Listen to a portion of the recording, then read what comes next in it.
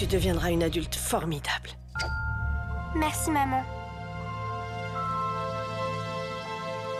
Je voulais juste vous rendre votre dessin. Il te plaît pas? Non, il me plaît beaucoup. Il était une fois un petit prince qui habitait une planète à peine plus grande que lui.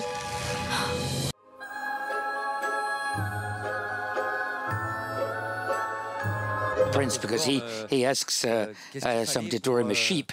But anyway, so what did you need to go onto a project like this? How did you see, your own little prince before you started? Well, it's a very, it's such a precious book. It's really, an incredible work of art by itself. So the idea of adapting it into a film was quite immense. And at first I said, no, it's impossible. And but the book is very special to me. It was very special in my life, and so I knew the book had a power. And I decided that the best way to make a movie would be to make a movie about the power of the book and the magic that the book can bring into your life and how it can affect you and change your life. Justement, à propos du pouvoir de yeah, talking about the power of the book, I'd like to know if, I suppose you've read it. Mackenzie, had you read this book before? Avant ce rôle, before you did the role? Cette voix? Yes, I read it when I was in school. Yes. And immediately after I read it, I fell in love with it. It's just been a big part of my life and a big inspiration. I love it. I'm a huge fan. Florence Foresti, tiens, Florence Foresti. À vous, il est apparu quand? Il est apparu Your own little book, when did it come out? Well, too long ago for me to remember, but I was very lucky to reread it for my daughter. I was saying that to Mark earlier on that I wanted to get my daughter to discover it because, just to know at least where my mum was going, to go and do the voice. But I found it magical and it's wonderful as well for an adult to reread it. Yes, it's... it speaks to the child in the adult. When did you read it? Oh, a long time ago. But it's something that goes with you. I'm not going to say I lost it every year, but from time to time it's good to rediscover it, to reread it, and find an echo to what we're living in now. Dimitri Rassam, Aton Soumache, ça fait Dimitri 10 ans que vous portez Petit Prince. Been working on this project Pourquoi vous lancez for 10 years. I mean, why are you going off into such an audacious project as this? Un peu de folie, non? A bit crazy, no? Yeah, a bit crazy, but it's quite rare. L'occasion de faire un film qui réunisse to have the opportunity that brings together so many generations.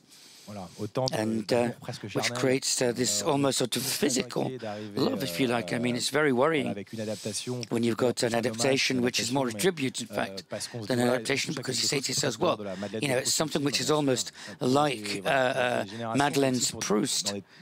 Proust's Madeleine, sorry. And, it's something that go around the world.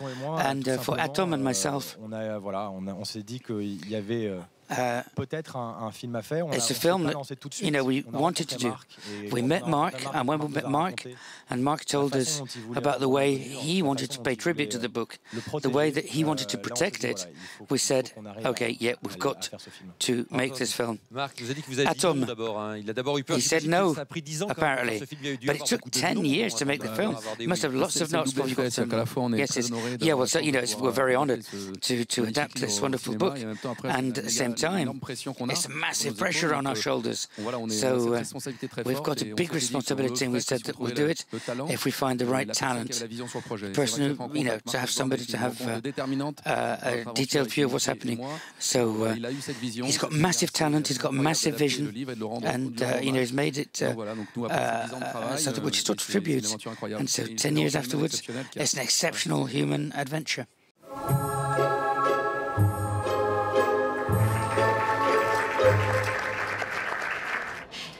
This movie use many different techniques of animation.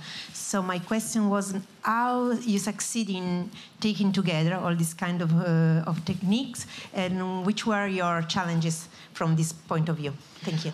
Well, I love animation, and when I started studying animation, I tried all different kinds of animation, and I saw such potential in the medium, and there's so many different ways that animation can be used and be expressive. So I've always tried to find ways to mix media.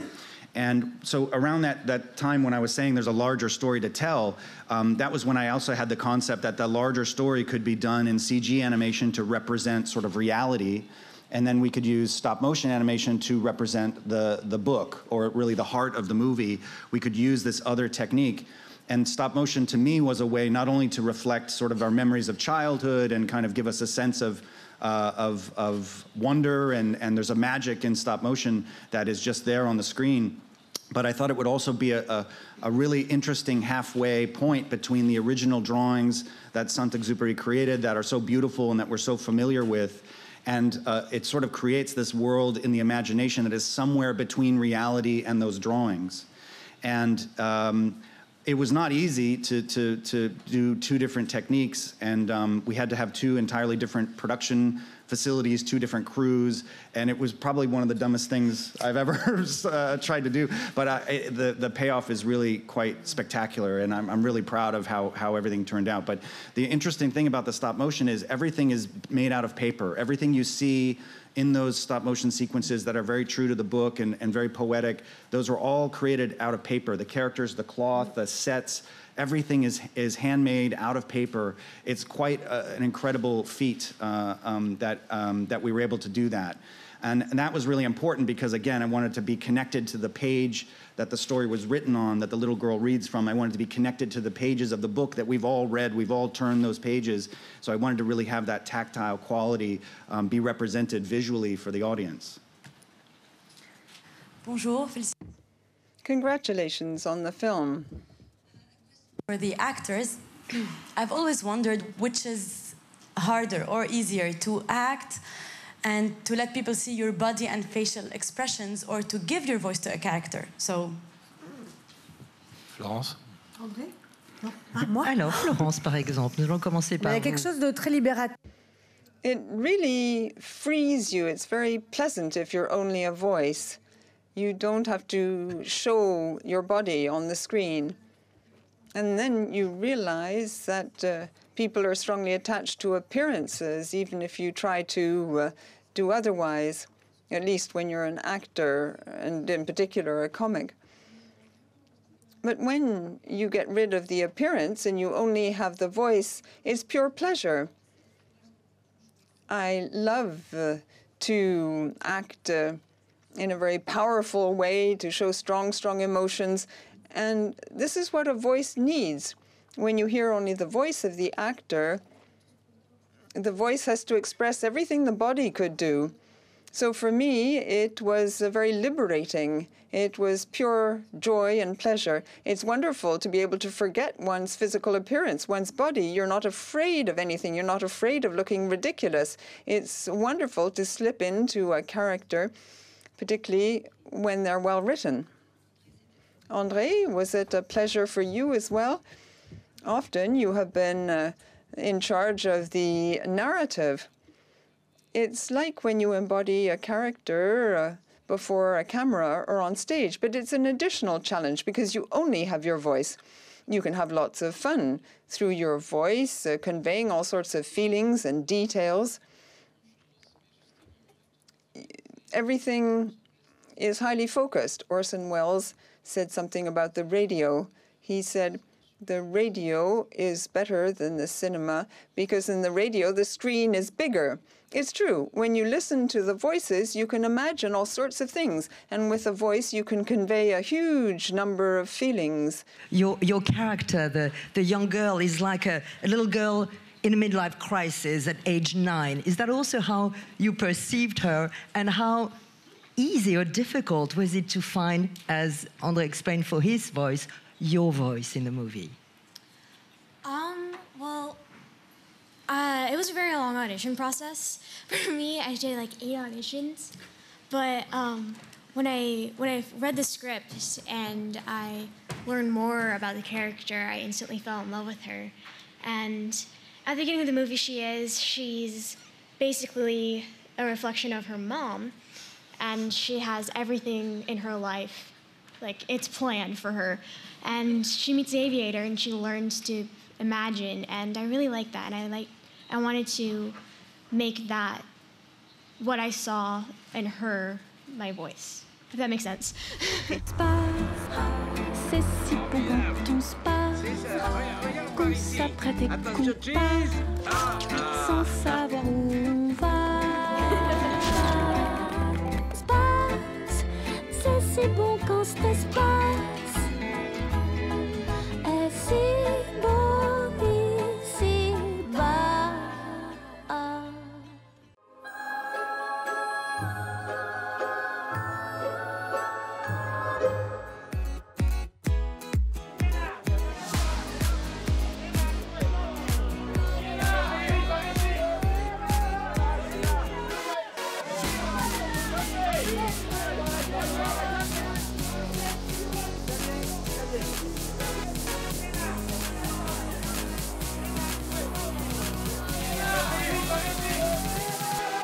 Excitement, it's just, I'm so excited to see everyone's reaction to it.